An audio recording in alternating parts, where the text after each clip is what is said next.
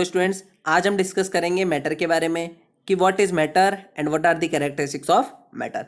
इन general बात की जाए तो मैटर क्या है, तो matter is any substance that has mass and takes up space by having volume. Matter वो सब्सटेंस है जिसका कोई मास होता है और जिसके द्वारा कोई स्पेस ऑक्यूपाई किया होता है।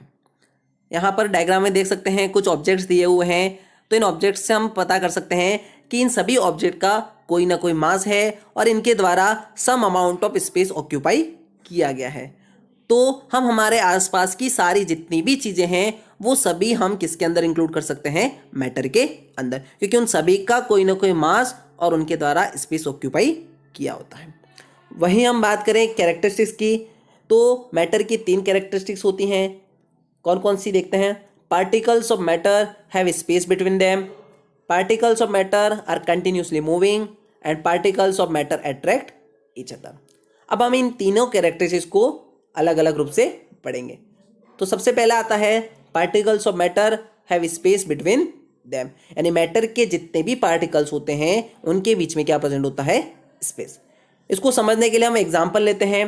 When we dissolve a drop of blue ink or 2 to 3 crystals of potassium permanganate in 100 ml of water in a beaker, the color of water changes into blue or purple itself. This shows that there is enough space between particles of matter.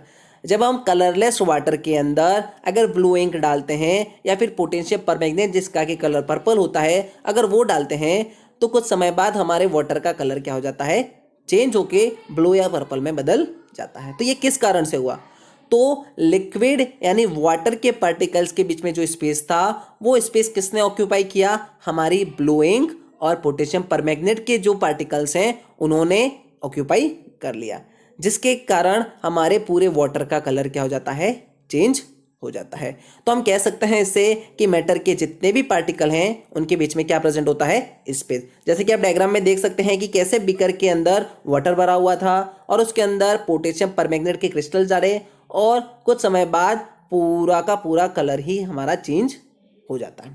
इसी तरह बहुत से examples हैं, इसको आप daily routine में देख भी सकते हैं।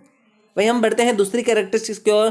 तो हमारी दूसरी कैरेक्टरिस्टिक्स है particles of matter are continuously moving.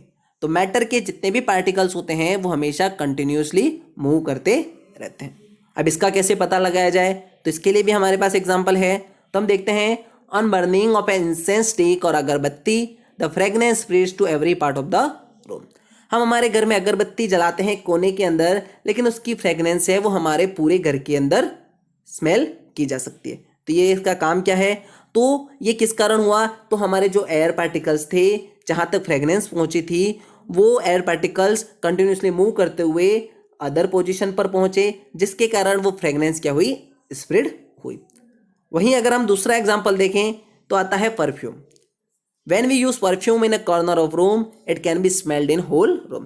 जब भी हम परफ्यूम यूज़ करते हैं तो हमारे कॉर्नर में करते हैं रूम के, लेकिन उसकी स्मेल हमें पूरे रूम में या पूरे घर में दिखाई देती है या स्मेल की जा सकती है। तो ये भी किस कारण हुआ, क्योंकि पार्टिकल्स थे जो गैस के वो क्या हो रहे थे, कंटिन्यूसली मूव हो रहे थे, जिसके कारण उनकी फ्रेगनेंस या स्मेल भी क्या हुई, स्प्रेड हुई। तो इससे हम कह सकते हैं कि मैटर के जितने भी पार्टिकल्स हैं वो हमेशा कंटिन्यूसली मूव करते ही रहते हैं।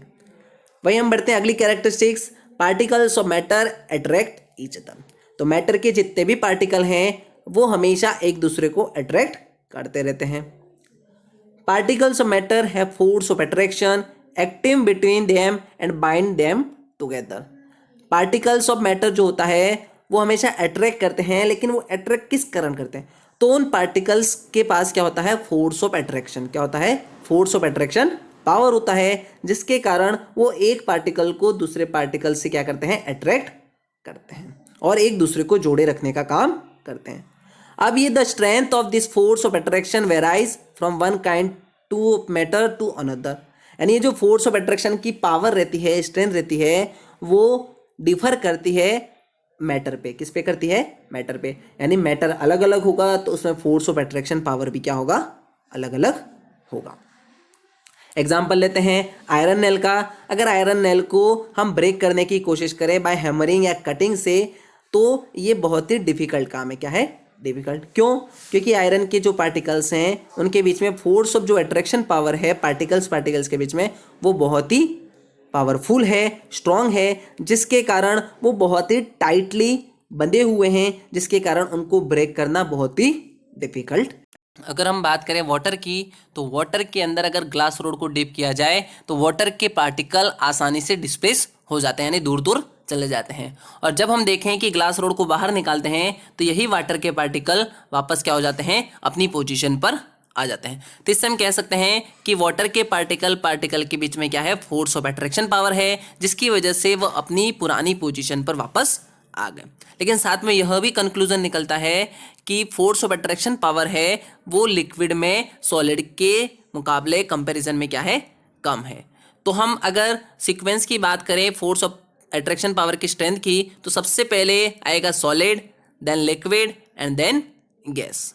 तो आज हमने देखा मैटर और उसकी तीनों कैरेक्टरिस्टिक्स को कुछ एग्जांपल्स के जरिए कि क्या क्या उनमें डिफरेंस पाया जाता है।